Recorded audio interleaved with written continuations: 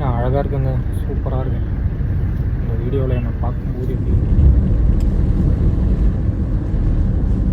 Hello guys, welcome to Mark Antony மாமல். இன்னைக்கு நம்ம சென்னையில் இருக்கோம்.